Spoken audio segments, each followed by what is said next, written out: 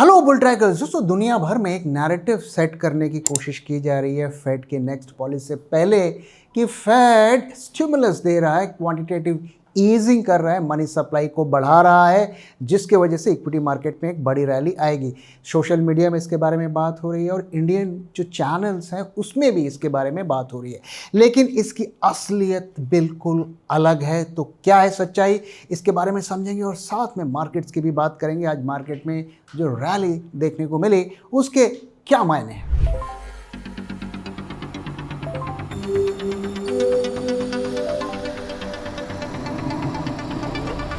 जब मार्केट की हो बात, बेटर आस्क बुल ट्रैक। सो ग्लोबल और इंडियन मार्केट्स में ये रेट्स को लेकर क्या नैरेटिव चल रहा है, आइए इसको समझते हैं।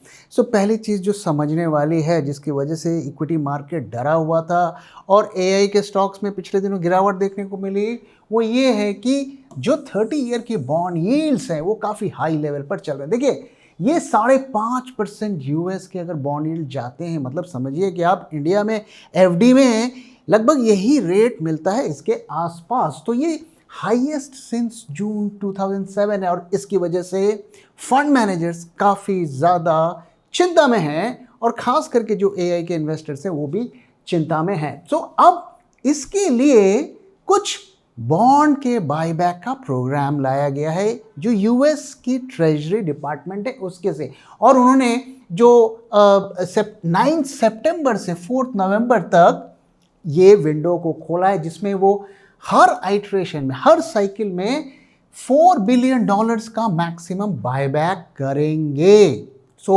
और इसको जो भी सोशल मीडिया पे और मीडिया में, ट्रेडिशनल मीडिया में जो भी लोग हैं वो इसे इस तरीके से रीड कर रहे हैं कि फेड अब स्टिमुलस देने की बात कर रहा है, क्वांटिटेटिव ईजिंग एक बार फिर होगी जैसा कि कोरोना में। इस तरीके का नैरेटिव सेट करने की कोशिश की जा रही है, लेकिन इसकी असलियत क्या है इसको समझते हैं। और एक और इसमें जो डेवलपमेंट हुई जिसकी वजह से इसको और थ्रस्ट मिल रहा है कि जो वहाँ की यूएस ट्रेजरी डिपार्टमेंट है, उन्होंने जो ये कहा था कि ये प्रोग्राम को हम आगे और नहीं बढ़ाएंगे, अगस्त 4 में ऐसा कहा था, और फिर अपने ही बात को नेगेट करते हुए इसको उन्होंने आगे बढ़ाया। तो इसका मतलब क्या है इसको समझते हैं। व्हाट इज अ बायबैक, क्यों वो बॉन्ड्स को खरीद रहे हैं। देखिए, बॉन्ड को खरीदने का सीधा मतलब होता है कि उनके यील्ड्स गिरते हैं। जब आप बॉन्ड्स को बाइंग करते हैं यील्ड गिरते हैं, जब बॉन्ड्स को सेल करते हैं यील्ड बढ़ते हैं, और बढ़ता हुआ यील्ड हमेशा मार्केट के लिए खतरनाक होता है, खास करके इक्विटी मार्केट्स के लिए। उनका ये बायबैक का प्रोग्राम है, तो मार्केट इसे ऐसे रीड कर रहा है कि इसकी वजह से इंटरेस्ट रेट, बॉन्ड यील्ड्स गिरेंगे, और बॉन्ड यील्ड्स गिरेंगे तो फेड हो सकता है रेट को कट कर दे, जो कि इक्विटी मार्केट के लिए पॉजिटिव है। और बॉन्ड बाइंग का प्रोग्राम है कि मनी सप्लाई सिस्टम में बढ़ेगी, उससे इक्विटी मार्केट को पुश मिलेगा, जैसा कोरोना के टाइम पे हुआ था। मार्केट इसको ऐसे रीड करने की कोशिश कर रहा है, लेकिन असलियत क्या है, ये दरअसल लिक्विडिटी इन्फ्यूजन या क्वांटिटेटिव ईजिंग का मामला ही नहीं है। पूरा गलत नैरेटिव मार्केट में सेट करने की कोशिश की जा रही है। तो ये मामला क्या है, जो उनका जो ट्रेजरी डिपार्टमेंट है, जो रेवेन्यू वगैरह इनकम टैक्स टाइप का डिपार्टमेंट होता है, वो boys back its own older less traded bonds from the market. देखिए, बॉन्ड्स तो खरीद रहा है, ये बात सच्चाई है, लेकिन ये लिक्विडिटी इन्फ्यूजन या क्वांटिटेटिव ईजिंग नहीं है, वो अपने ही पुराने बॉन्ड्स को खरीद रहा है। तो अब इसके लिए पैसा कहाँ से आएगा। देखिए, मान लीजिए कि $100 बिलियन के बॉन्ड वो खरीद रहा है, अब इसके लिए पैसा कहाँ से आएगा। और ध्यान रहे कि ट्रेजरी डिपार्टमेंट पैसे नहीं छापता है, फेड पैसे छापता है। ये फेड का प्रोग्राम नहीं है, ये ट्रेजरी का प्रोग्राम है। तो वो क्या कर रहा है, वो शॉर्ट टर्म के बॉन्ड्स, जिन्हें बिल्स कहा जाता है, 1 ईयर 2 ईयर, वो बिल्स वो नए बॉन्ड्स इशू कर रहा है। जब आप नए बॉन्ड्स इशू करते हैं, आपके पास पैसा आता है, उस पैसे से आप अपने ही जो पुराने बॉन्ड्स हैं उनको खरीद रहे हैं, यानी कि शॉर्ट टर्म बॉन्ड्स आप बेच रहे हैं और उतने ही वैल्यू के लॉन्ग टर्म बॉन्ड्स को आप परचेज कर रहे हैं। तो it pays for them by issuing new short term debt mostly treasury bills. तो ट्रेजरी बिल्स जो होते हैं वो शॉर्ट टर्म होते हैं और कॉमर्शियल पेपर जो होते हैं वो उसकी और भी शॉर्टर मैच्योरिटी होती है, ओवरनाइट या 1 डे की होती है। So total date does not fall, कर्जा कम नहीं हो रहा है, only the maturity mix changes. यानी कि इस प्रोग्राम के बाद जो उनके 20 साल 30 साल वाले बॉन्ड्स थे उनका नंबर घट जाएगा, लेकिन शॉर्ट टर्म का बॉन्ड का नंबर बढ़ जाएगा। लेकिन दोस्तों इनडायरेक्टली ऐसा हो सकता है कि वो कोशिश कर रहे हो कि लॉन्ग टर्म के बॉन्ड्स के जो यील्ड्स हैं उसे हम गिराएं, क्योंकि उसी से एआई के स्टॉक्स पे सबसे ज़्यादा इम्पैक्ट पड़ता है। So old long bonds out, new short bills इन। बिल्स यानी कि शॉर्ट टर्म के 1 साल 2 साल की मैच्योरिटी के जो बॉन्ड्स होते हैं, सेम डेट डिफरेंट शेप। तो यहाँ पर कोई भी फ्रेश लिक्विडिटी इन्फ्यूजन नहीं हो रहा है। जितने बॉन्ड्स थे उतने ही बॉन्ड रहेंगे, जितना मनी सप्लाई था उतना ही मनी सप्लाई रहेगा। सो अब स्पेसिफिकली स्टेप बाय स्टेप बात करते हैं कि मार्केट में क्या रूमर्स फैलाई जा रहे हैं और क्या असलियत है। So what the market heard, market में क्या इस वक्त चल रहा है, क्या नैरेटिव चल रहा है। तो पहला, the Fed is printing money again. ये स्टोरी को बनाया जा रहा है कि corona type fresh money infusion हो रहा है। नो मनी क्रिएटेड, ओके, इसके कोई एविडेंस नहीं है कि मनी क्रिएट किया जा रहा है। The fades balance sheet never moves, treasury can not print. जैसे कि मैंने कहा, ट्रेजरी डिपार्टमेंट पैसे नहीं छाप सकता, ओके, वो अपने बॉन्ड्स इशू कर सकता है, अपने बॉन्ड्स को खरीद सकता है, मार्केट से खरीद सकता है, पैसे नहीं छाप सकता। सो कोई भी मनी का इन्फ्लो मार्केट में नहीं आया है। दूसरा नैरेटिव सेट करने की कोशिश की जा रही है, yield curve control, Washington is capping long rates. जैसा मैंने कहा कि लॉन्ग टर्म बॉन्ड्स के यील्ड्स गिर सकते हैं, शॉर्ट टर्म बॉन्ड के यील्ड बढ़ेंगे। क्या इसके पीछे यूएस सरकार का दिमाग है, ऐसा कहना मुश्किल है, लेकिन इसका कोई बहुत ज़्यादा इम्पैक्ट नहीं पड़ेगा, वो आगे मैं आपको दिखाऊंगा कि क्यों। सो कैप्ड एंड डेटेड, क्यों इसका बहुत ज़्यादा इम्पैक्ट नहीं पड़ेगा, क्योंकि 4 बिलियन की सीलिंग है। यानी कि एक आइटरेशन में आप 4 बिलियन से ज़्यादा के बॉन्ड्स को नहीं खरीद सकते, और ये सीलिंग है, गारंटीड नहीं है कि हम 4 बिलियन के बॉन्ड्स खरीदेंगे ही खरीदेंगे। सो इसलिए ये इस थ्योरी को भी थोड़ा वीक करता है। एंड इट एक्सपायर्स ऑन 4 नवंबर। सो अगर उन्हें ऐसा करना होता तो इसकी लिमिट ही क्यों लगाते, वो ऐसा कहते कि हम $4 बिलियन खरीदना ही खरीदना है, या इसको बढ़ा भी सकते थे, या 4 नवंबर को ही क्यों एंड करना है, आप इसे दिसंबर तक ले जाते। सो इसका कोई एविडेंस नहीं है। तीसरा चीज़ जो कहा जा रहा है कि इससे अमेरिका का डेट कम हो जाएगा, जो कि इक्विटी मार्केट के लिए पॉजिटिव है। America is retiring its own debt. So ये भी गलत है। Not a pay down, net debt remains unchanged. जैसे कि मैंने कहा, उसकी एक्सपायरी बदल रही है लेकिन डेट नहीं बदल रहा है। Only the maturity is rearranged और unlimited. They will buy until yields come down. ये भी कहा जा रहा है कि अब वो खरीदते जाएंगे, यील्ड्स को गिराते जाएंगे। इसमें भी सच्चाई नहीं। जैसा कि मैंने कहा कि 4 बिलियन की सीलिंग है, यानी कि मैक्सिमम एक आइटरेशन में $4 बिलियन के बॉन्ड खरीदे जाएंगे। It's not a promise, size depends on what is offered, okay. So कहीं पर भी ऐसा एविडेंस नहीं है कि ये स्टिमुलस की तैयारी हो रही है या क्वांटिटेटिव ईजिंग की तैयारी हो रही है, जो कि मार्केट में इस तरीके की रूमर्स को फैलाया जा रहा है। स्टॉक मार्केट में सबसे बड़ा कंफ्यूजन क्या है, कौन सा स्टॉक बाय करना है या सेल करना है और किस प्राइस पर करना है। और इसीलिए हम लेकर आए हैं बुलट्रैक स्टॉक एक्सरे। बॉडी के एक्सरे की तरह ही बुलट्रैक स्टॉक एक्सरे किसी भी स्टॉक का रियल हेल्थ चेक करता है। ये 50 से ज़्यादा पैरामीटर्स पर स्टॉक को इवैल्यूएट करके आपको एक क्लियर स्कोर कार्ड देता है, जो बिना किसी कंफ्यूजन के बताता है कि उस स्टॉक को पोर्टफोलियो में रखना चाहिए या नहीं। साथ ही ये वो प्राइस भी बताता है जिस प्राइस पर आपको स्टॉक को खरीदना या एवरेज करना है। सिर्फ एक क्लिक में ये आपके पूरे पोर्टफोलियो को एनालाइज करके क्लियर रिकमेंडेशंस देता है कि हर स्टॉक में आपको क्या एक्शन लेना चाहिए।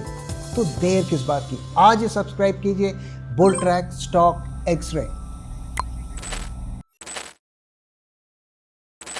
अब आइए बात करते हैं कि इसका दरअसल इम्पैक्ट क्या पड़ने वाला है। इक्विटी मार्केट में, बॉन्ड मार्केट पे क्या इम्पैक्ट पड़ने वाला है।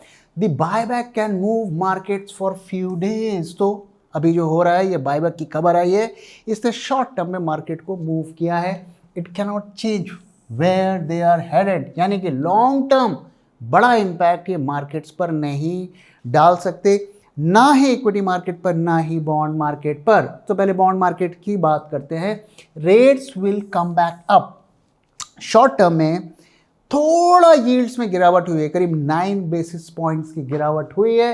Rates fail because of the announcement. ये जो अनाउंसमेंट की गई है, इसका सेंटिमेंट इम्पैक्ट, क्योंकि बॉन्ड्स में भी ट्रेडिंग होती है, वहाँ पे बड़े स्केल पर ट्रेडर्स एक्टिव रहते हैं। सो इसकी वजह से ये हुआ है, not because anyone actually bot bonds. Hours later जब अनाउंसमेंट हुआ, उसके बाद the government sold new 20-year bonds and demand was the weakest of all year. यानी कि जो बॉन्ड के जो खरीदार हैं उसकी उनकी एपेटाइट भी नहीं है। ओके, सो इसके बाद वापस से यील्ड में बढ़त भी हमें देखने को मिली। और pressure stage on shares when safe government bonds पे मोर, इन्वेस्टर्स पे लेस फॉर शेयर्स। यानी कि जब बॉन्ड यील्ड्स बढ़ेंगे तो इक्विटी मार्केट में कम पैसा आएगा, इस तरीके से इंपैक्ट होता है। और अभी तक कोई ऐसा एविडेंस नहीं है कि बॉन्ड यील्ड्स पर इसका बहुत ज़्यादा इम्पैक्ट पड़ रहा है। क्वाइट नाउ बिगर शॉक लेटर, थोड़ा बहुत अभी इम्पैक्ट देखने को मिला, जैसे कि मैंने आपके साथ कहा कि 9 बेसिस पॉइंट का फॉल देखने को मिला 30-year बॉन्ड्स में। लेकिन जो ज़्यादा बड़ी बात जो चिंता की है वो ये है कि twice in 3 weeks Washington stepped in to stop a market move. ये बॉन्ड का प्रोग्राम है, और साथ में जो येन को जापान की गवर्नमेंट और यूएस की गवर्नमेंट ने मिल के संभालने की कोशिश की थी। That feel safe today. आज तो थोड़ी बहुत राहत मिल गई, but everyone can see how small the rescue is.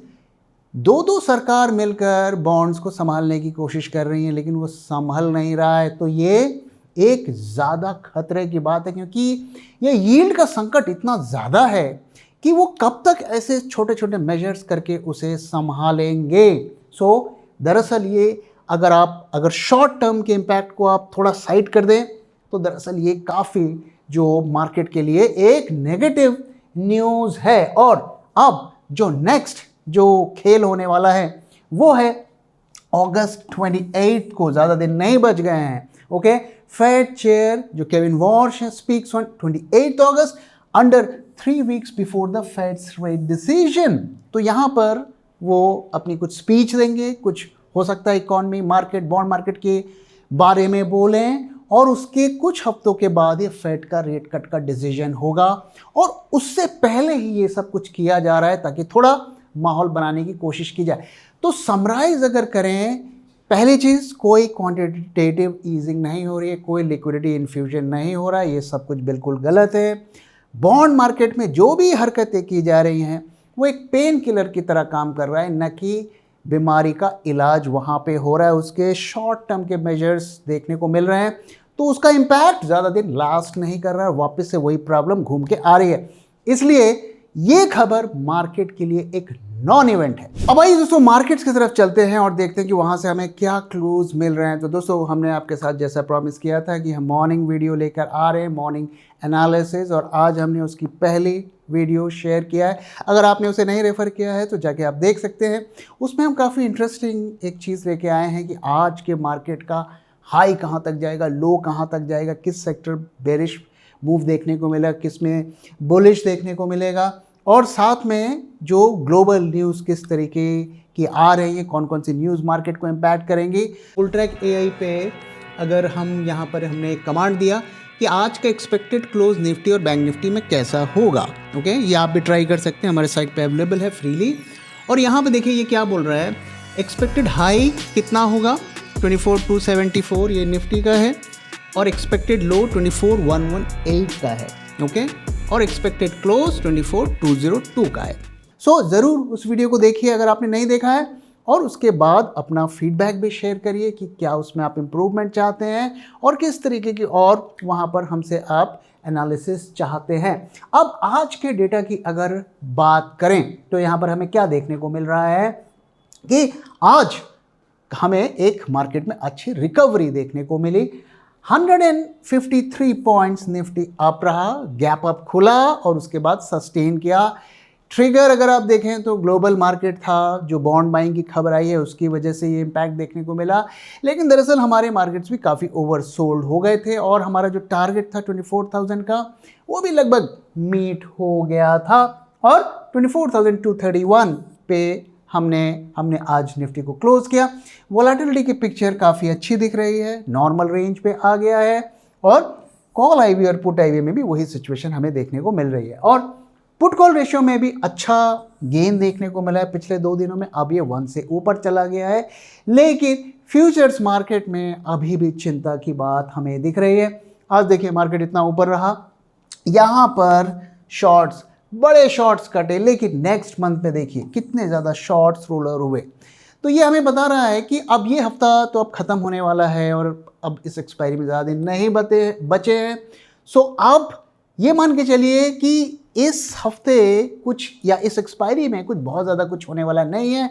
अब जो भी एक्शन होगा वो नेक्स्ट मंथ पे शिफ्ट हो रहा है। तो काफ़ी सारा ओआई रोल ओवर हुआ और प्रीमियम में भी मैं कहूँगा कि बहुत ज़्यादा डिप तो नहीं, आज तो इनफैक्ट राइज ही हुआ है। लेकिन अगर हम नेक्स्ट एक्सपायरी का अगर प्रीमियम देखें तो वो काफ़ी लो लेवल पे चल रहा है, तो शॉर्ट पोजीशंस बढ़ने का ये रोल ओवर होने का एक इंडिकेशन है। और आज भी एवरेज से थोड़ा कम ही टर्नओवर आप देख सकते हैं, पिछले 4-5 दिनों में टर्नओवर कितना कम हो गया है। एडवांस डिक्लाइन रेशियो काफ़ी 4-5 दिनों के बाद आज थोड़ा बेटर हमें दिख रहा है, लेकिन आप देखिए FIAs के इंडेक्स शॉर्ट्स कल 2 लाख से वापस बढ़ चुके हैं। आप देखिए यहाँ पर हम 1.5 लाख से कम थे और 50,000 कॉन्ट्रैक्ट्स ऑलरेडी शॉर्ट्स ऐड हो चुके हैं। ऑब्वियसली अब जब इस मंथ की एक्सपायरी खत्म होगी तो वापस से इसमें डिप देखने को मिलेगा, लेकिन देखना है कि एक्सपायरी से पहले कितना ऊपर तक वो ओआई को ले जाते हैं। तो डेटा क्या बता रहा है, ऑप्शंस मार्केट में 2 बुलिश इंडिकेटर्स हमें दिख रहे हैं। फ्यूचर्स मार्केट में अब एक्शन ऐसा लग रहा है कि नेक्स्ट मंथ में शिफ्ट हो रहा है। अब ये चार्ट्स की तरफ चलते हैं और देखते हैं कि यहाँ से हमें क्या क्लूज मिल रहे हैं। तो दोस्तों अगर आप हमारे वीडियोस को देख रहे हैं तो हमने आपके साथ शेयर किया था, यहाँ पर कहीं आपके साथ शेयर किया था कि अब मार्केट का ट्रेंड रिवर्स हो चुका है, यानी कि बेरिश ट्रेंड पे मार्केट आ चुका है और हमने आपके साथ 2 टारगेट सेट किए थे और यहाँ पर देखिए 24,000 तो नहीं टच किया और 24,000 के पास से ही वापस से इसने रिकवरी दी। साथ में हमने आपके साथ ये भी शेयर किया था कि मार्केट जो है बेरिश ट्रेंड में आया है, लेकिन बहुत बड़ी फॉल नहीं होगी, 24,000 भी शायद ब्रेक ना हो, ऐसा हमने आपके साथ शेयर किया था। लेकिन अब आगे क्या? आज का अगर आपने मॉर्निंग का वीडियो नहीं देखा तो वहाँ पर मैंने आपको दिखाया कि जिस इंडिकेटर्स को हम ट्रैक करते हैं उसके हिसाब से अब ये बेरिश ट्रेंड जो है ख़त्म हो गया है, हमें अपने शॉर्ट पोजीशंस को क्लोज कर देना चाहिए।